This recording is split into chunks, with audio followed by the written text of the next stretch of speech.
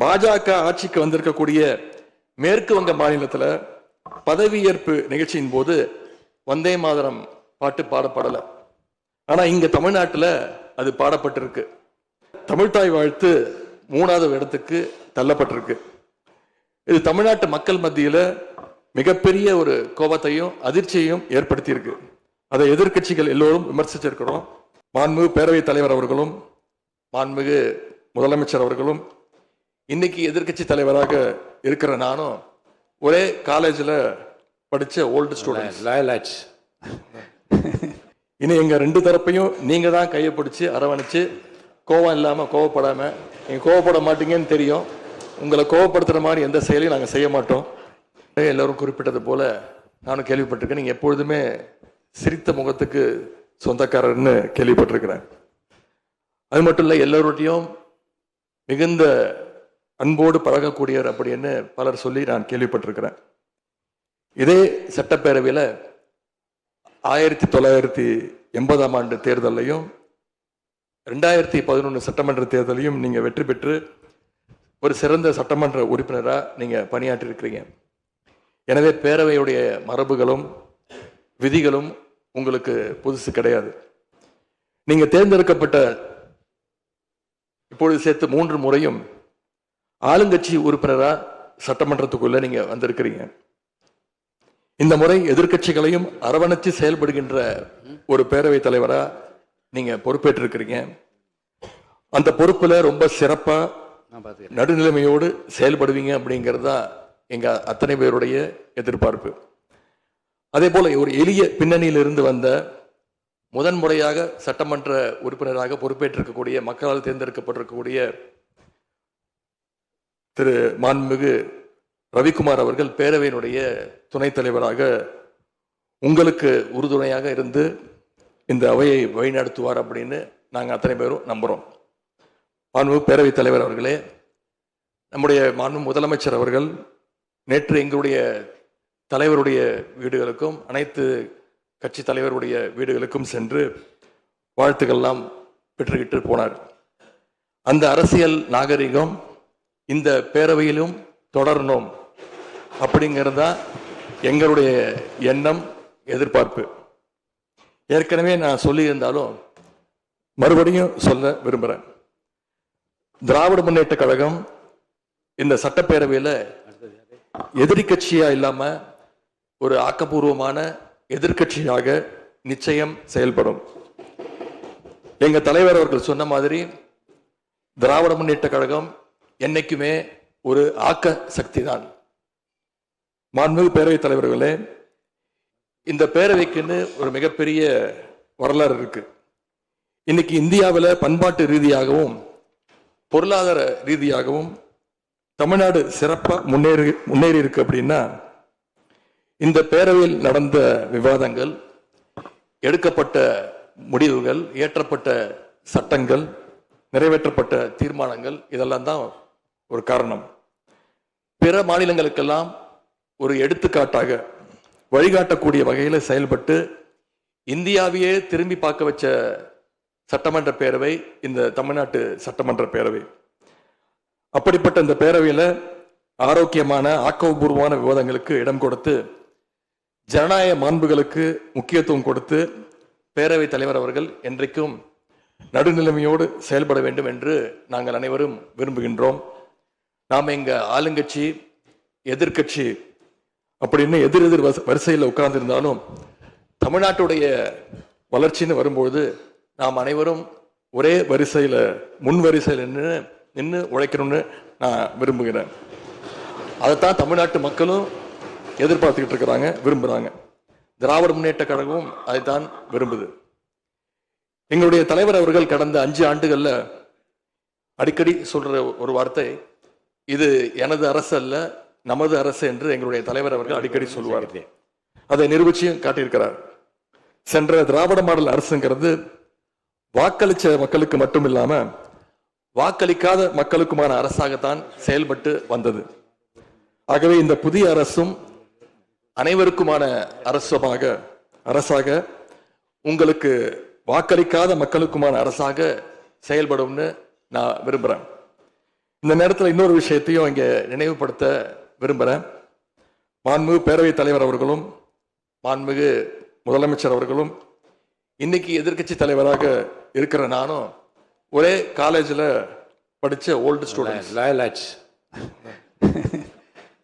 ஒரே காலேஜில் நாம் படிச்சிருந்தாலும் அரசாங்கத்தை நடத்துறதுல திமுக தான் சீனியர் பேட்ச்.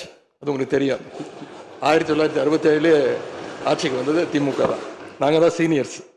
அந்த அடிப்படையில் எங்களுடைய நாலேஜையும் எக்ஸ்பீரியன்ஸையும் நாங்கள் ஷேர் பண்ணிக்க ரெடியாக இருக்கோம். அதை ஏற்றுக்க நீங்களும் தயாராக இருங்க. ஏன்னா நமக்கு எப்பவுமே தமிழ்நாட்டு மாநிலத்துடைய நலன்தான் மிக மிக முக்கியம். மாண்புமிகு பேரவைத் தலைவர் அவர்களே, நீங்கள் போட்டியின்றி தேர்வாகியிருக்கீங்க. மாண்புமிகு முதலமைச்சரும் எதிர்க்கட்சி தலைவரான நானும் உங்களை அவை முன்னவரும் இந்த இருக்கையில் உட்கார வச்சிருக்கிறோம், அமர வச்சிருக்கிறோம். இன்னைக்கு உங்கள் கையை பிடிச்சி அழைச்சிட்டு வந்து உட்கார வச்சிருக்கிறோம். இனி எங்கள் ரெண்டு தரப்பையும் நீங்கள் தான் கையை பிடிச்சி அரவணைச்சு கோவம் இல்லாமல் கோவப்படாமல், நீங்கள் கோவப்பட மாட்டீங்கன்னு தெரியும். உங்களை கோவப்படுத்துகிற மாதிரி எந்த செயலையும் நாங்கள் செய்ய மாட்டோம். சட்டமன்ற ஜனநாயகத்தில் ஆளுங்கட்சி காதுகளாகவும் எதிர்கட்சி குரலாகவும் இருக்க வேண்டும். அதில் தான் இந்த அவையுடைய பெருமை நிச்சயம் அடங்கி இருக்கு. பொதுவாக இதுக்கு முந்தைய சட்டமன்ற பேரவை எடுத்துக்கிட்டா ஆளுங்கட்சி வரிசையில் அதிக உறுப்பினர்களும் எதிர்கட்சி வரிசையில் அதை விட குறைவான உறுப்பினர்களும் இருப்பாங்க. ஆனா இந்த முறை கிட்டத்தட்ட ஆளுங்கட்சிக்கு இணையான எதிர்கட்சி வரிசை வலிமையா இன்னைக்கு அமைஞ்சிருக்கு. அதுதான் இந்த பேரவையுடைய இன்னொரு கூடுதல் சிறப்பு. இதன் மூலமா தமிழ்நாட்டு மக்கள் ஒரு முக்கியமான செய்தியை நமக்கு சொல்லி இருக்கிறாங்க. அது என்னன்னா, எதிர்கட்சி வரிசை மிக மிக வலிமையாக இருந்து இந்த அரசை, புதிய அரசை வழிநடத்தணும், ஆக்கப்பூர்வமான விமர்சனங்களை முன்வைக்கணும் அப்படின்னு மக்கள் நமக்கு சொல்லி இருக்கிறாங்க. நான் நம்புறேன். ஆகவே மக்களுடைய எண்ணத்தை பிரதிபலிக்கிற மாதிரி எங்களுடைய பணிகள் நிச்சயம் இருக்கும். மாண்புமிகு பேரவைத் தலைவர் அவர்களே, இந்த அரசு பொறுப்பேற்ற நிகழ்ச்சியில் நடந்த ஒரு நிகழ்வை இங்க நான் சுட்டிக்காட்ட விரும்புகின்றேன். ஏற்கனவே சுட்டி காட்டியிருக்கிறாங்க. அந்த நிகழ்ச்சியில தமிழ்தாய் வாழ்த்து 3வது இடத்துக்கு தள்ளப்பட்டிருக்கு. இது தமிழ்நாட்டு மக்கள் மத்தியில மிகப்பெரிய ஒரு கோபத்தையும் அதிர்ச்சியையும் ஏற்படுத்தியிருக்கு. அதை எதிர்கட்சிகள் எல்லோரும் விமர்சிச்சிருக்கிறோம். அதுக்கு ஆளுங்கட்சியும் ஒரு விளக்கத்தையும் கொடுத்திருக்கிறாங்க. நானும் பார்த்தேன். எங்களோட கருத்து என்ன அப்படின்னா, பாஜக ஆட்சிக்கு வந்திருக்கக்கூடிய மேற்கு வங்க மாநிலத்தில் பதவியேற்பு நிகழ்ச்சியின் போது வந்தே மாதரம் பாட்டு பாடப்படலை. ஆனா இங்க தமிழ்நாட்டில் அது பாடப்பட்டிருக்கு. மேற்கு வங்கத்தில் இன்னைக்கு யாரு ஆளுநரா போய் உட்கார்ந்துருக்காங்க அப்படின்னு உங்க அத்தனை பேருக்கும் தெரியும். நான் சொல்ல வேண்டிய அவசியம் இல்லை. அவர் இங்க ஆளுநரா இருந்தப்போ தமிழ்நாடு சட்டமன்ற பேரவையில தமிழ்தாய் வாழ்த்துக்கு முன்னாடி தேசிய கீதம் பாடணும்னு பேரவையினுடைய மரபையே மாத்த சொன்னவர் தான் இன்னைக்கு மேற்கு வங்கத்தில் ஆளுநராக இருக்கிறார். அதை நாங்க உறுதியா, எங்களுடைய தலைவர் அப்போதைய முதலமைச்சர் உறுதியா மறுத்தார். அதனால 2023ஆம் ஆண்டு முதல் தொடர்ந்து 3 வருஷம் அவர் பேரவையிலிருந்து வெளிநடப்பு செஞ்சுட்டு போன காட்சிகளை எல்லாம் நீங்களும் பார்த்திருப்பீங்க. இதன் மூலமா நாங்க சொல்ல வர்றது, அடுத்து விரைவிலேயே இந்த பேரவையில ஆளுநர் உரை நிகழ்த்த இருக்கிறார். ஆகவே ஏற்கனவே உங்களுடைய அரசனுடைய பதவியேற்பு விழாவில் நடந்த அந்த சம்பவம், அந்த தவறு மீண்டும் இந்த பேரவையில நடப்பதற்கு நீங்க அனுமதிக்க கூடாது. நாங்கள் அனுமதிக்க மாட்டோம். பேரவையில் மட்டுமல்ல, தமிழ்நாட்டில் நடக்கக்கூடிய எந்த நிகழ்ச்சியாக இருந்தாலும் சரி, அரசு நிகழ்ச்சியாக இருந்தாலும் சரி, எந்த நிகழ்ச்சியாக இருந்தாலும் சரி, தமிழ்தாய் வாழ்த்து என்றைக்கும் 2வது இடத்திற்கு நாம தள்ளி போக விடக்கூடாது. இந்த அரசு அதற்கு அனுமதிக்க கூடாது என்று நான் இங்கே கேட்டுக்கொள்கின்றேன். ரொம்ப விழிப்போடு இருந்து நம்முடைய உரிமையை, மரபை பாதுகாக்கணும்னு உங்களை எல்லாம் வலியுறுத்தி நான் கேட்டுக்கொள்கின்றேன். மாண்புமிகு பேரவைத் தலைவர் அவர்களே, வண்டிக்கு பிரேக் எப்படியோ, ஒரு காலைக்கு மூக்கனாங்கயிறு எப்படியோ, அப்படிதான் ஆளுங்கட்சிக்கு எதிர்கட்சி அப்படின்னு பேரறிஞர் அண்ணா அவர்கள் நமக்கு சொல்லியிருக்கிறார். ஆகவே பேரறிஞர் அண்ணா சொன்ன வழியில ஆளுங்கட்சியினுடைய செயல்பாட்டை உற்று நோக்கி உங்களுடைய நிறைகளை, குறைகளை சுட்டு காட்டுகின்ற ஒரு ஆக்கப்பூர்வமான எதிர்கட்சியாக நாங்கள் நிச்சயமாக செயல்படுவோம். இந்த அவைக்கு புதியவங்க, ஃபர்ஸ்ட் டைம் எம்எல்ஏஸ் நிறைய பேர் வந்திருக்கிறீங்க. அதுல மிகுந்த மகிழ்ச்சி. அதே போல ரொம்ப வருடங்களுக்கு பிறகு நிறைய பெண் சட்டமன்ற உறுப்பினர்கள் இங்க இடம்பெற்றிருக்கிறீங்க. அதுல எங்களுக்கு கூடுதல் மகிழ்ச்சி. அத்தனை பேருக்கும் மீண்டும் என்னுடைய வாழ்த்துக்கள். தமிழ்நாட்டுடைய உரிமைகளுக்காகவும் வளர்ச்சிக்காகவும் நாம எல்லாரும் சேர்ந்து ஒன்னா பயணிப்போம்.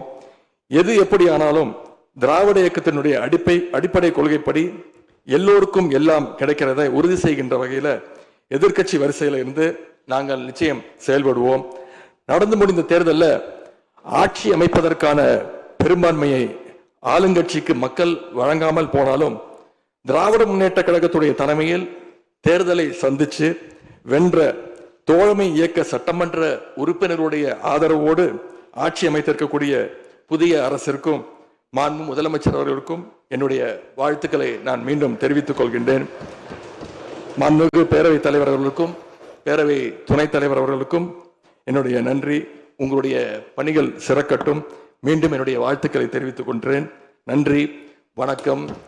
வெல்க தமிழ், வாழ்க தமிழ்நாடு. மக்களை பிரிக்கும் சனாதானம் நிச்சயம் ஒழிக்கப்பட வேண்டும். நன்றி, வணக்கம்.